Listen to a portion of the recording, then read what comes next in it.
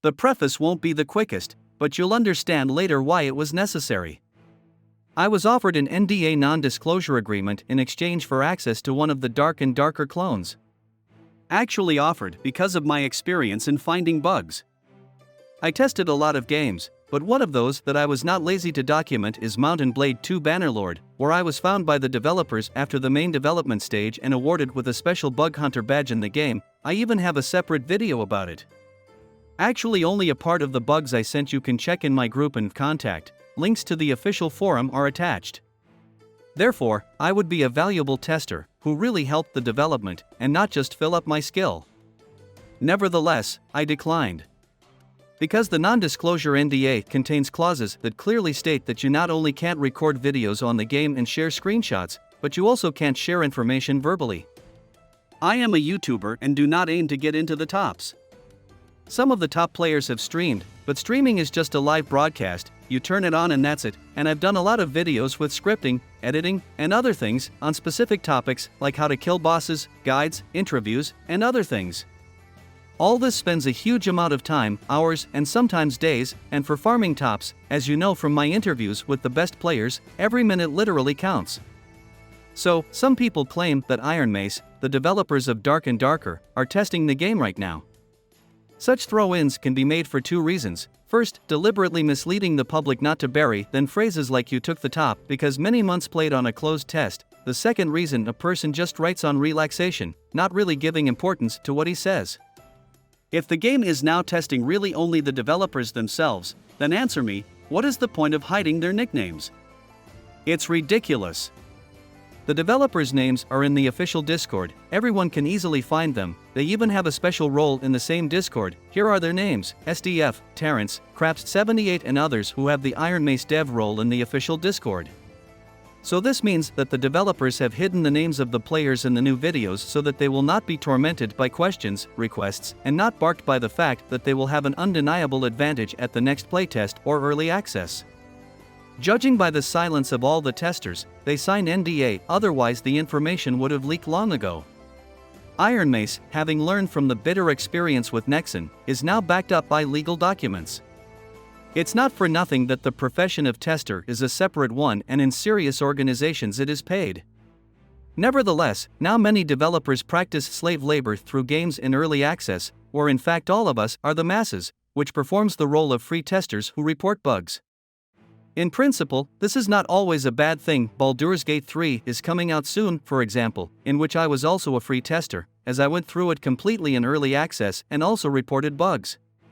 The next retort is that, by gum, past tops in the earliest tests were taken without being a closed tester. That's like comparing Dota 2 average player level 8 years ago and now. The fact is that the skill of the game is growing, and so is the competition. It's always easier to top the first tests when the game has just appeared and you've been waiting for it in advance, being one of the first to start playing. Subsequently, due to the fact that you follow all the updates, you have your hand in the game and in general you are deeply immersed in the topic and on subsequent tests, if you are actively playing, you have an incomparably better chance than those who come later from scratch.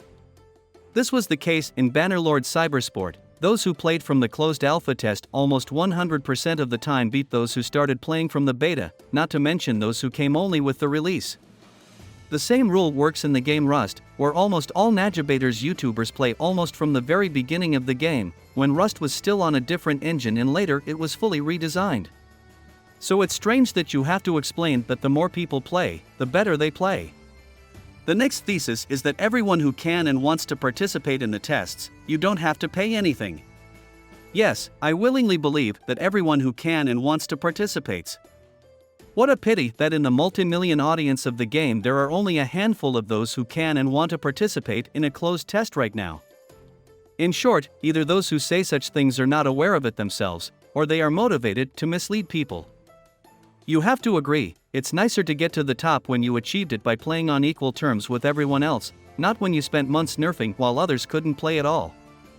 That is, we will recognize none of those who were in the closed test by who will be in the next tops.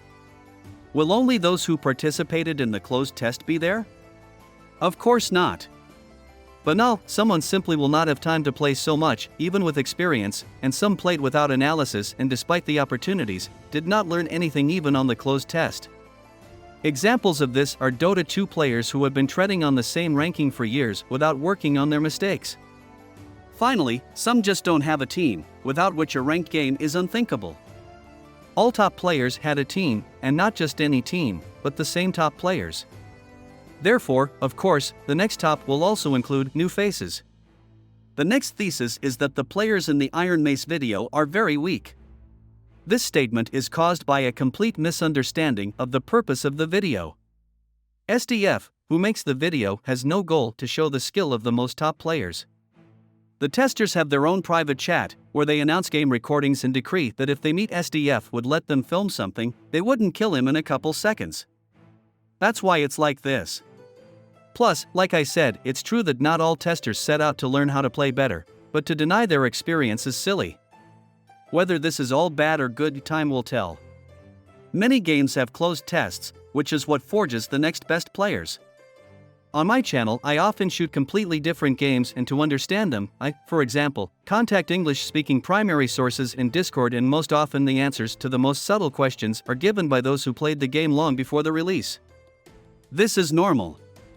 In this video I proved that you can't blindly believe everything they say.